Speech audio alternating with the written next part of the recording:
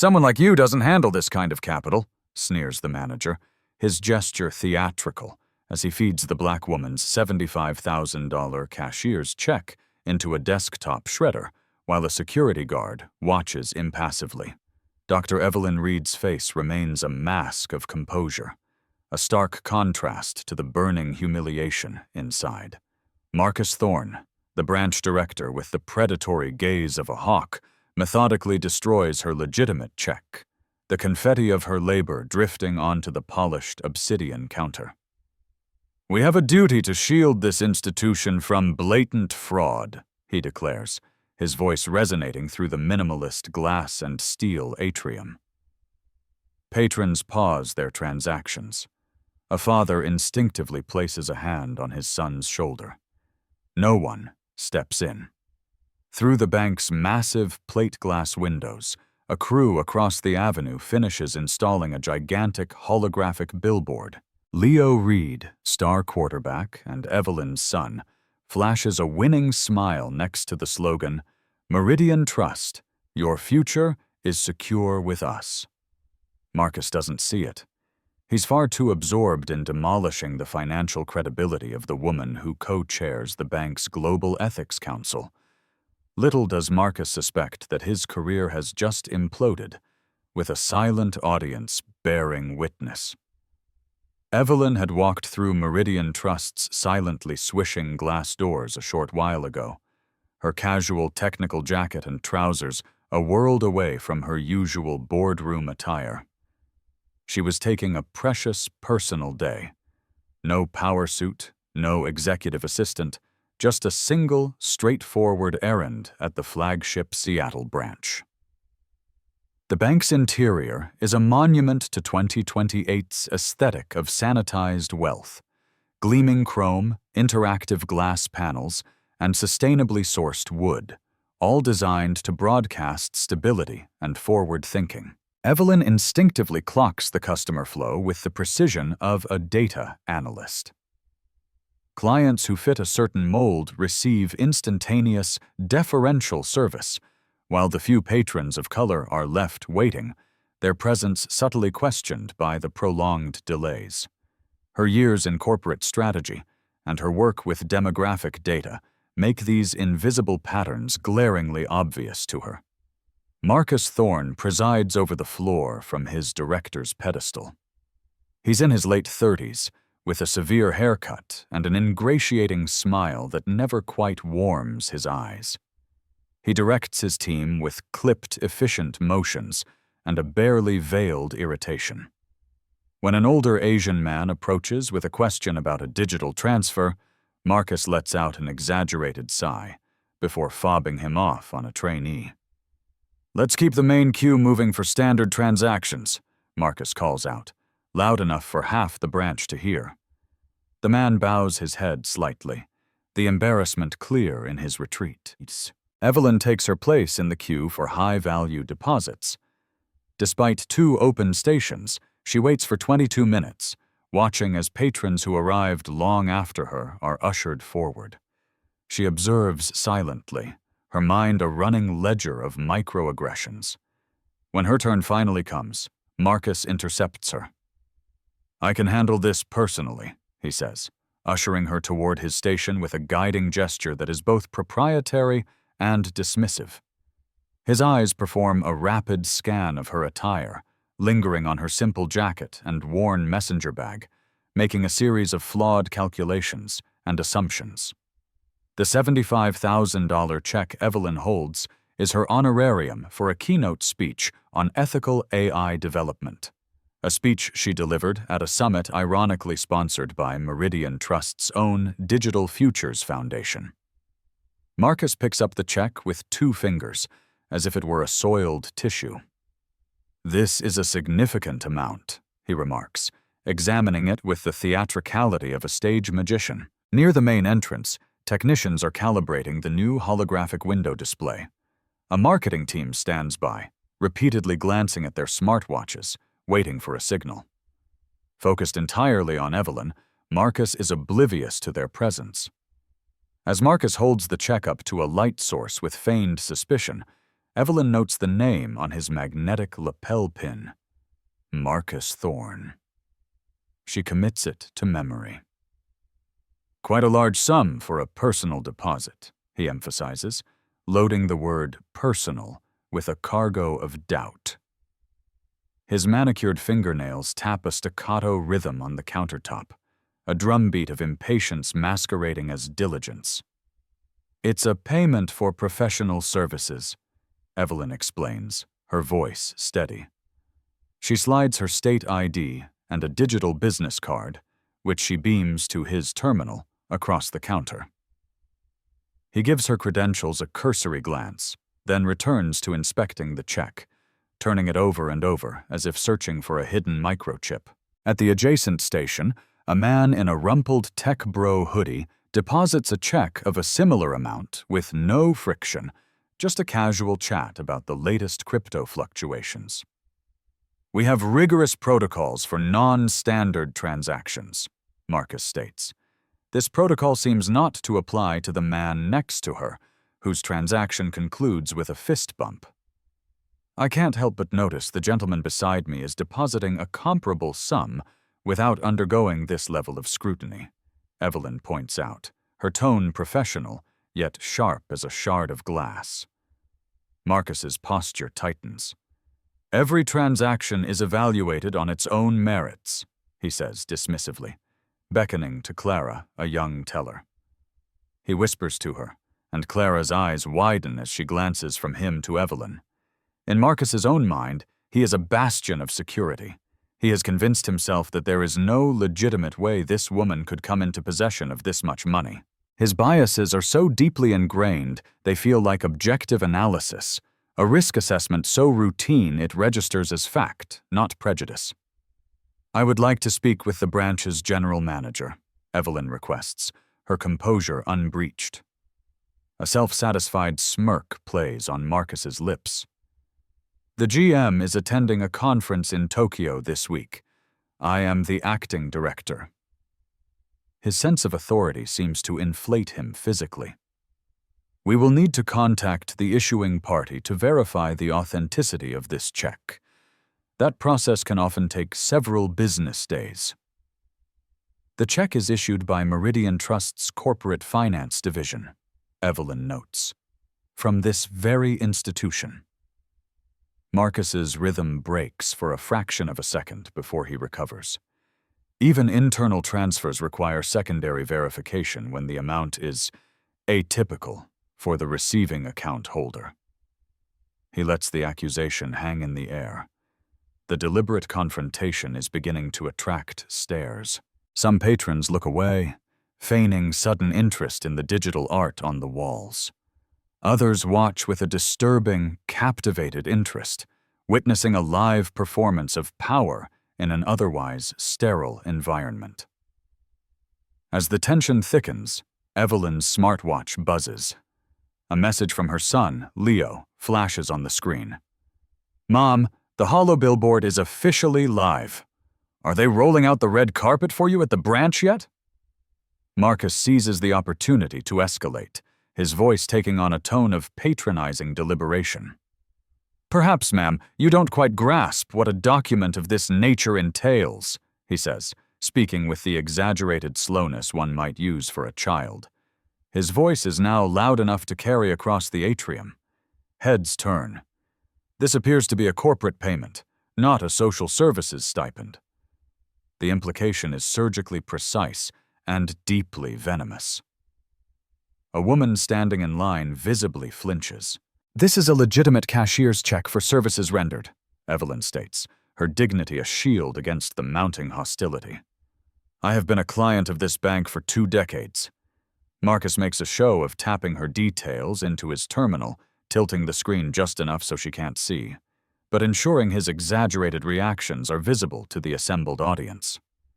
I see your account's typical daily balance is substantially lower, he announces, his voice carrying much further than necessary, a flagrant breach of client privacy. A deposit of this magnitude is a significant deviation from your established financial patterns.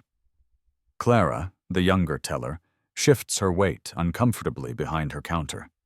Her eyes flicker between Marcus and Evelyn. She knows this is wrong, but she stays silent, suddenly finding an urgent need to meticulously organize her supply drawer. Marcus picks up the check one last time, holding it as if it were Exhibit A in a criminal trial. His eyes narrow with manufactured concern. "The authorization coding doesn't appear to align with our most recent internal metrics," he declares, a lie spun from whole cloth, as he hasn't run any real verification. His verdict was delivered the moment Evelyn walked up to his desk. Then, with calculated showmanship, he performs the unthinkable. He positions his fingers on the check and tears it cleanly in two. The rip of the paper is a small, sharp sound that echoes in the silent atrium like a gunshot. He doesn't stop, folding the halves and tearing again, then again, until the check is nothing but confetti on the dark counter between them. "I'm sorry," he says, his voice ringing with the cold finality of bureaucracy, "but I cannot process this transaction. It appears to be fraudulent." Gasps ripple through the queue. Someone whispers, "Can he even do that?" Another mutters, "I don't think that's legal." A bloom of satisfaction spreads across Marcus's face. "You're welcome to ask the issuer for a replacement, assuming you can provide them with the proper authorization next time." He uses a single finger to push the pile of shredded paper toward her, as if to avoid contamination. Evelyn's composure is a marvel. Her hands are steady as she scoops the fragments of the destroyed check into her palm. Marcus watches her, clearly anticipating a furious outburst that would validate his judgment in the eyes of the crowd. Instead, she asks with chilling calm, "May I have a copy of the bank's official refusal to process documentation stating the specific regulatory justification for destroying a financial instrument prior to formal verification?" Marcus's smile wavers. This is not the response he expected. People he profiles this way don't quote banking procedure.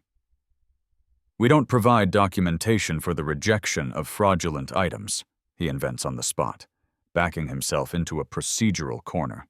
As Evelyn carefully places the torn pieces into her messenger bag, an employee rushes in from the street, beaming. "The new campaign is live. The HoloBoard is amazing. You have to come see." Have you ever witnessed an injustice so blatant you were left breathless? What goes through your mind in that moment? Fight, flight, or a chilling calm? Evelyn steps away from Marcus's station, creating space for the next customer while she retreats to a quieter corner of the lobby. Through the glass facade, she sees the massive holographic advertisement now fully active across the street. Her son Leo's face, 30 feet high, smiles down on the city. He stands poised to throw a football, superimposed over the Meridian Trust logo and the slogan, "Engineering a Fairer Future." The irony is so bitter it tastes like acid. While her son's image is used to sell the bank's supposed commitment to equity, she is facing naked prejudice inside its walls. The chasm between perception and reality is immense. From her bag, Evelyn pulls out not the simple digital wallet she'd shown Marcus, but a sleek carbon fiber case bearing the platinum emblem of Meridian Trust's executive board. She pulls out her phone and types a short, encrypted message to her executive assistant. Documenting code red ethics breach at flagship Seattle branch. Director Marcus Thorne. Need immediate virtual conference with Rossi and the legal team. Marcus watches her from his desk, misreading her focused efficiency as sullen defeat. A wave of self-satisfaction radiates from him, the ramrod posture, the proprietary way he surveys his domain. In his mind, he has heroically thwarted a potential crime, safeguarding his branch from an individual who simply didn't belong in its hallowed high-tech halls. He briefly entertains the idea of having security escort her out, but decides against it. The matter is closed. Evelyn walks toward the entrance as if to get a better look at the new billboard. Bank employees are already gathered at the windows, pointing at Leo's giant likeness, their excitement tangible. The marketing team is busy taking pictures for their social media channels. Marcus barely looks up from his terminal, where he's busily typing up a report on his fraud prevention triumph.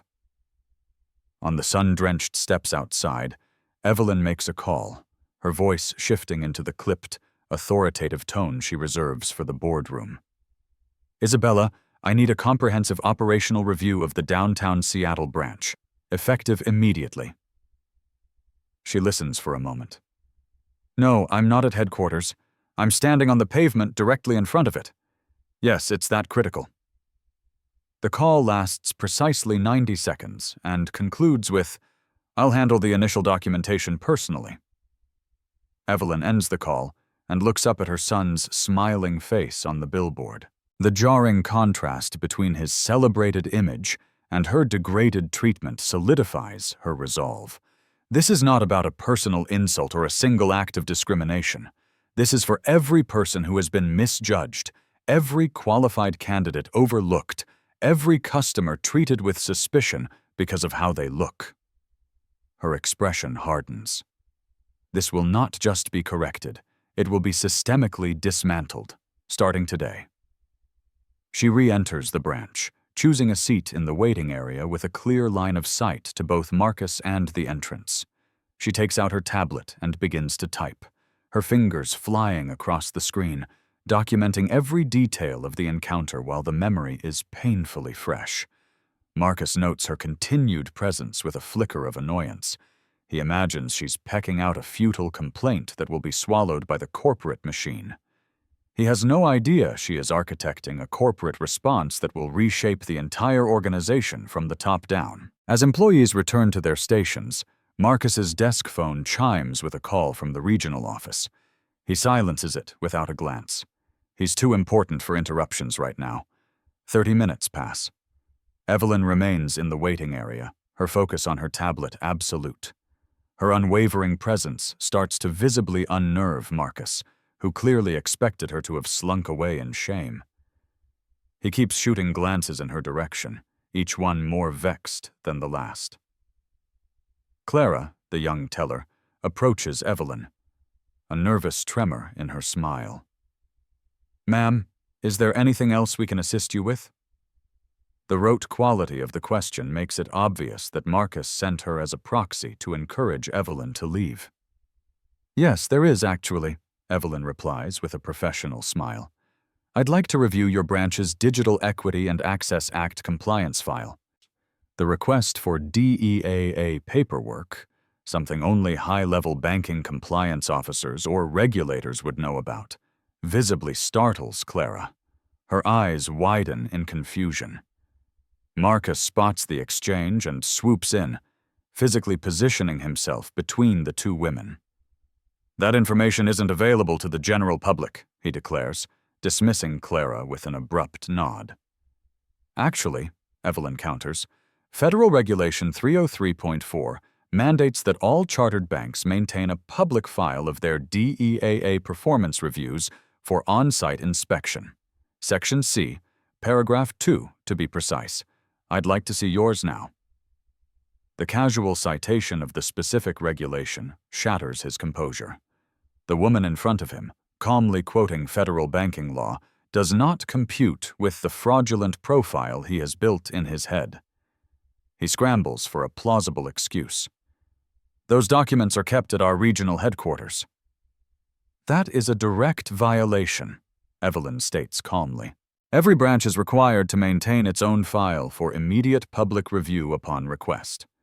She turns her tablet toward him, displaying the official FDIC web page with the relevant statute highlighted in yellow. The other patrons are now watching openly, their banking forgotten. The power dynamic in the room has inverted. Marcus switches tactics, his smile now a thin, desperate line. "Our digital archiving system is down for unexpected maintenance. Perhaps you could return another day." The lie is pathetically transparent. I have no other plans, Evelyn says, settling back into her chair. I've cleared my entire afternoon. I can wait. She places the tablet on her lap, a silent checkmate. Marcus's desk phone lights up again. Regional HQ, a second time. He glares at the screen before silencing it once more. He has to manage this woman first. The crushing irony of his priorities is completely lost on him as he retreats to his station to compose an email about a disruptive customer. As he stabs at his keyboard, a courier walks in carrying a priority envelope marked Urgent and Confidential, Executive Eyes Only, addressed to the branch director. The courier hands the envelope directly to Marcus. He takes it, a frown creasing his brow at the high-level designation. Tearing it open, he finds a formal directive ordering an immediate internal audit of all denied or delayed transactions over the past quarter, with a specific focus on client demographic data. The timing is too bizarre to be a coincidence. He glances at Evelyn, who remains perfectly placid, reviewing something on her tablet. Surely she couldn't have triggered an executive audit that fast, he thinks. He approaches her again, his demeanor now coated in a thick layer of artificial pleasantry. Ma'am, it seems there's been a misunderstanding. If you'd be willing to step into my office, we can discuss your check privately. The offer is delivered with a practiced smile. I prefer to conduct all business publicly, Evelyn replies without looking up. Just as my humiliation was public. Several people in the waiting area nod in quiet agreement. The atrium has transformed into a silent courtroom. Marcus's phone flashes a third time. Isabella Rossi, Regional Director, displayed in bright letters. This time he answers, stepping away. Thorne speaking, he says, but his tone shifts from assertive to confused, then to the pale gray of fear. His back stiffens as he listens, his eyes darting toward Evelyn with dawning horror. He returns to her, visibly shaken. Dr. Reed, he begins, fumbling the name. It appears our system made an error. Your check has been verified as valid. He offers no apology, just a sterile correction, as if the fault lay with a machine and not with his personal judgment. And yet you destroyed it without any attempt at verification, Evelyn states, her composure absolute. Marcus tries to salvage the situation. I can have a new check issued from our vault immediately, if you'll just come with me. That won't be necessary, Evelyn cuts in. I have already discussed proper procedural protocol with your regional director. The statement lands like a physical blow. How does this woman have Isabella Rossi's direct line? Marcus's mind spins. He realizes she is more than she appears, but still fails to grasp the true scale of the situation. Outside, a trio of black Teslas with corporate plates pull up to the curb. Men and women in expensive, tailored suits emerge, their briefcases stamped with the Meridian Trust logo. Should we be worried? Clara whispers to Marcus as she scurries past. Who is she? She must know somebody important, he mutters, though the floor has dropped out from beneath his confidence. It'll be fine. The corporate delegation enters the bank, and one of them, a polished woman in her late 40s, recognizes Evelyn immediately. Dr. Reed, we weren't expecting to see you here today. Is everything ready for the campaign analytics review? The team, led by the head of marketing, bypasses Marcus completely and approaches Evelyn with a deference that is both palpable and, to Marcus, terrifying. Dr. Reed, what a pleasure, the marketing head says with genuine warmth. We were just reviewing the rollout for the equity initiative. The holographic billboard is a triumph. Your son is the perfect face for this campaign. A senior-looking man beside her adds, Since you personally designed the program, we wanted to ensure the branch-level execution meets your exacting standards. Marcus watches, utterly bewildered, as these high-level executives huddle around Evelyn, treating her not just with respect, but with a familiar reverence. The puzzle pieces clatter around in his head, forming a picture that shatters his entire world-view. He inches toward the group. "I'm Marcus Thorne, the branch director." He extends a hand. The executives give him a curt nod, their body language broadcasting that they are already aware of him, and not in a good way. The marketing director turns back to Evelyn. "Dr. Reed, has this branch team been fully briefed on the new implicit bias mitigation protocols you developed? We're pushing them to all North American locations this quarter." Before Evelyn can reply, Marcus jumps in. "We pride ourselves on prompt and thorough implementation of all corporate directives." The words sound hollow and false, even to him. He has no idea what she's talking about. "Actually," Evelyn says, her voice as calm as ever, "I have spent the last hour conducting an impromptu field audit of those very protocols. The findings have been illuminating." The executives share uneasy glances. The senior man checks his phone, and his eyes widen at a message he sees. He leans in to whisper to his colleague. The information passes through the group like an electric current, their expressions shifting from polite curiosity to grave concern. Marcus tries to wrestle back control. "I'd be happy to show the team the new billboard display we have prepared inside," he offers. As they walk, he maneuvers himself next to Evelyn. "I believe we may have gotten off on the wrong foot," he murmurs. "Regarding your earlier transaction—" "It wasn't a misunderstanding, Mr. Thorne," Evelyn cuts him off, her voice clean and sharp. "It was bias. It was documented. It was witnessed, and it is now being escalated to the highest levels." The group reaches the front windows. Leo Reed's face smiles down at them, championing a future of equity. Just then, the bank's main doors swish open again.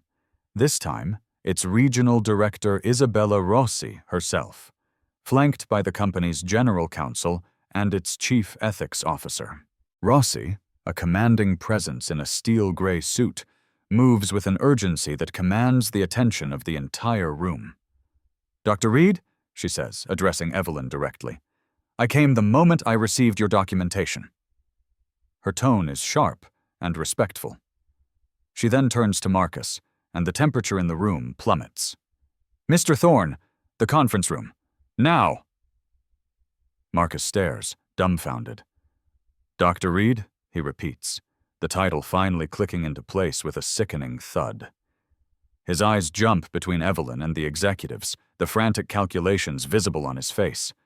Evelyn rises from her chair with deliberate grace. The gravity in the room instantly shifts, reorienting around her. She is now the center of power. With unshakable calm, she finally introduces herself. "I am Dr. Evelyn Reed, Executive Vice President, Chief Ethics Officer for Global Operations, and co-chair of the National Board of Directors for Meridian Trust." She lets the words land. "I am also the mother of Leo Reed, the young man whose face you've been using to sell a version of this bank that doesn't seem to exist." The revelation detonates in the silent room. Employees are frozen in place. Patrons are openly murmuring. Marcus's face is utterly drained of color as the full, catastrophic scope of his error crashes down on him. The woman he humiliated, profiled, and insulted doesn't just know someone in power. She is the power. "The check you shredded," Evelyn continues, her voice resonating in the hushed lobby, "was the honorarium for a speech I gave on the algorithmic bias this bank has pledged to fight. It was a program funded by our Digital Futures Foundation, which I oversee." The chief ethics officer, a distinguished man with a calm demeanor, steps forward. "Dr. Reed has been the chief architect of our corporate cultural overhaul for the past 3 years. Her Banking for All framework has become the new industry gold standard for financial inclusion. Memories flash in Evelyn's mind.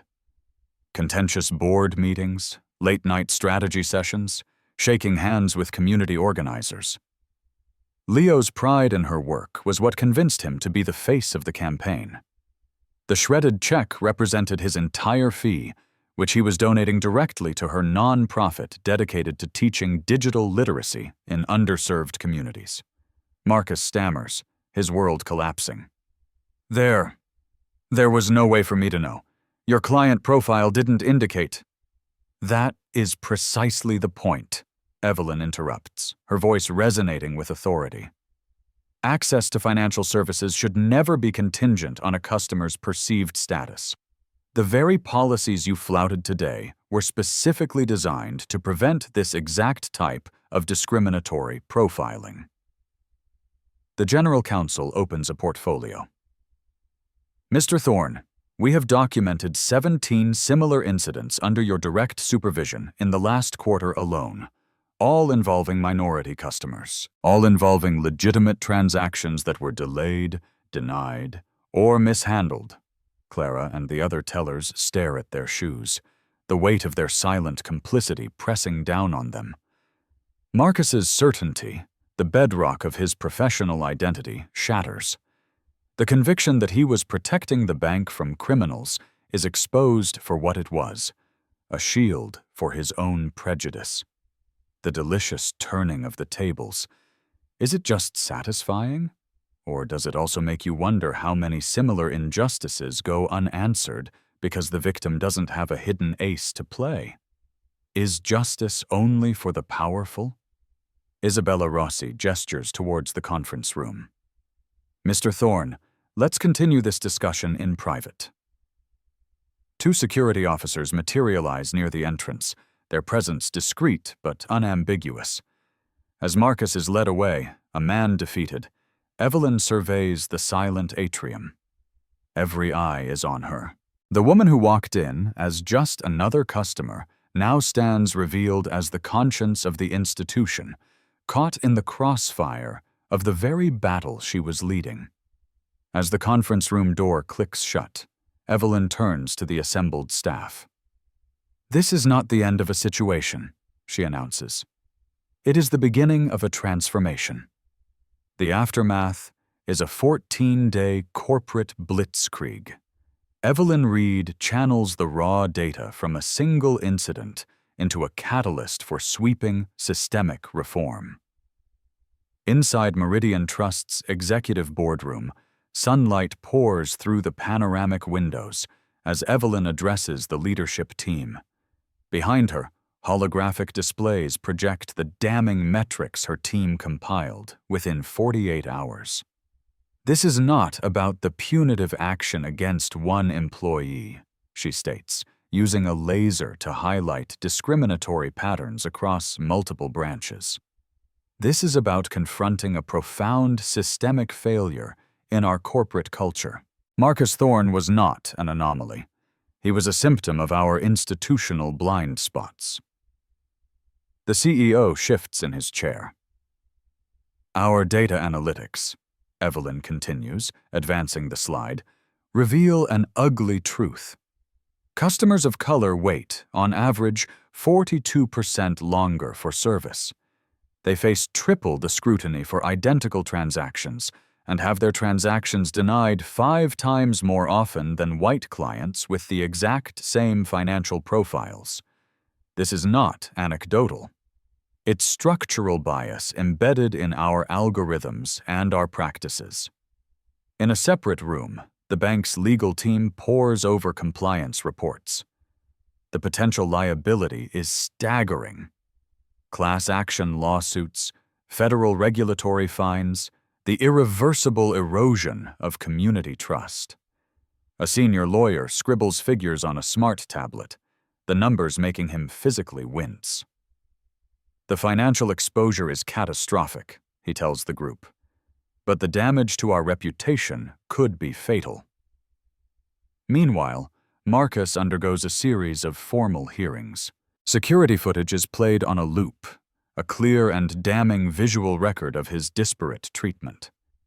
His defense that he was following protocol evaporates under the weight of transaction logs, showing that he applied those protocols with glaring inconsistency. "I was only trying to protect the institution," he insists, his voice hollow. The head of HR slides a file across the table. 3 prior complaints, all detailing similar behavior, had been filed and subsequently dismissed. "I thought I was being diligent," he whispers, the justification turning to ash in his mouth. In her own office, Evelyn works deep into the night, architecting a new framework for equitable banking. Her assistant brings meals she forgets to eat. She designs systems to eliminate, not just mitigate, bias. Anonymized blind transaction reviews, where AI scrubs all demographic data from a file before a human sees it. Mandatory immersive bias training, using VR simulations with real-world consequences for failure. Community accountability boards with veto power over certain policies. And a revamped compensation structure that ties executive bonuses directly to equitable customer service metrics. When she presents the plan to the board, there is predictable pushback. "The cost to implement this will crush our quarterly earnings," the CFO argues. Evelyn is ready. "And these projections represent the current cost of discrimination," she counters, displaying another set of figures. "Litigation, regulatory penalties, lost market share, brand erosion. Ethical practice isn't an expense, it's an investment." Her data is irrefutable. One by one, the objections fall silent. Clara and 2 other tellers from the branch step forward to provide formal testimony. They describe a pattern of behavior they recognized as wrong but felt utterly powerless to stop. "Who could we report him to?" Clara asks a focus group. "He was the director." This leads to the immediate creation of a new confidential ethics hotline and a robust whistleblower protection program. Throughout this fortnight, Marcus himself begins to change.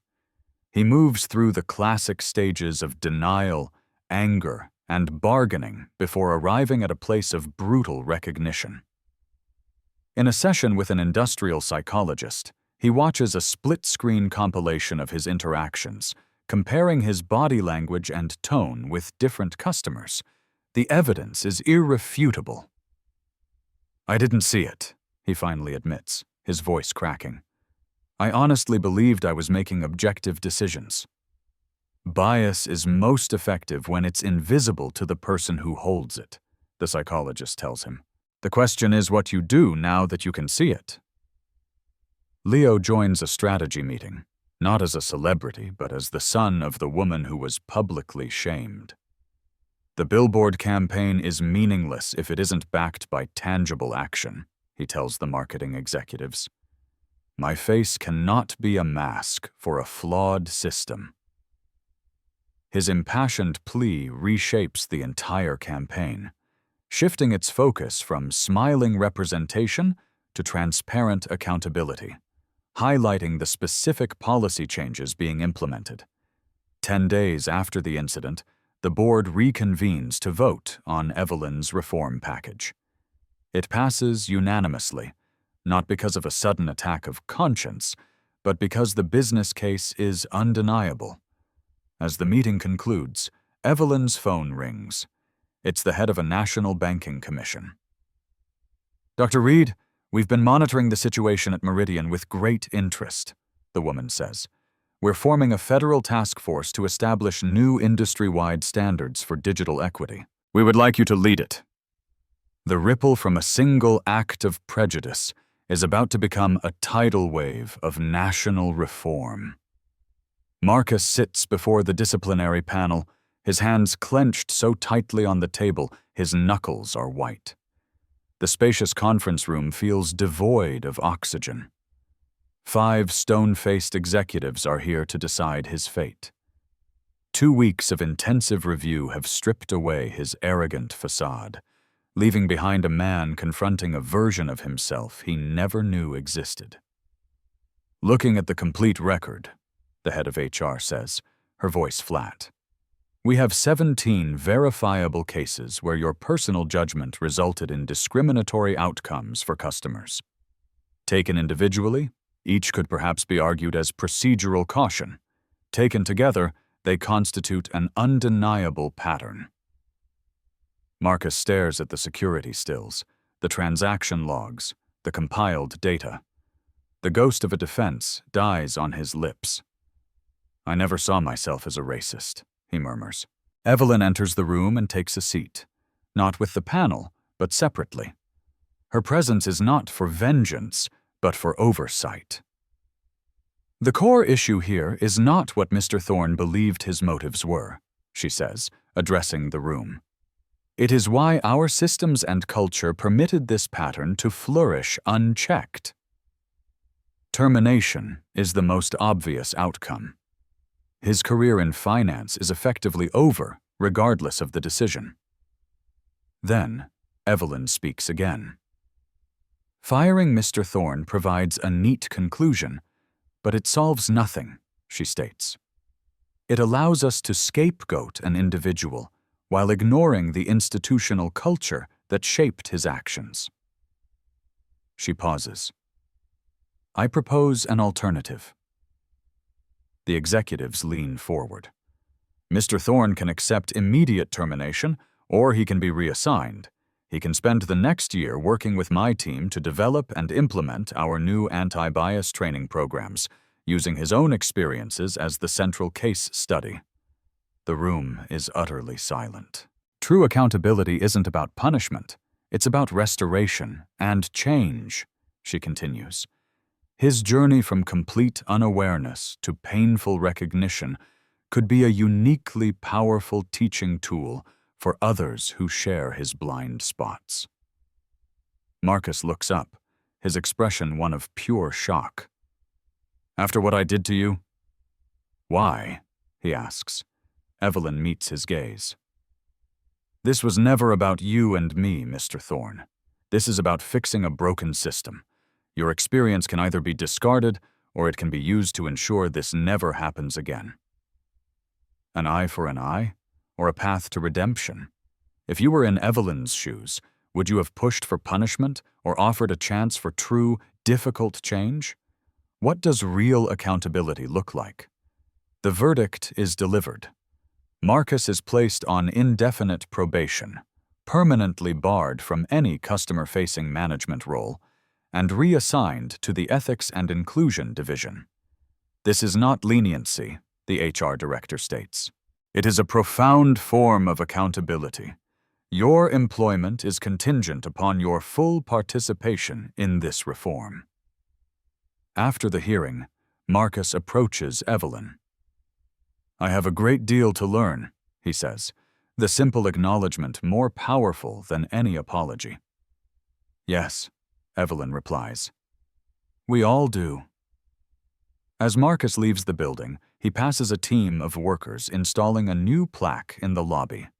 Headquarters of the Meridian Trust Banking Equity Initiative, directed by Dr. Evelyn Reed. 6 months later, Meridian Trust is the unlikely epicenter of a revolution in the financial industry. The Meridian Model, as it's now called, is a recurring segment on cable news. Evelyn has become a sought-after voice on the intersection of technology, finance, and ethics.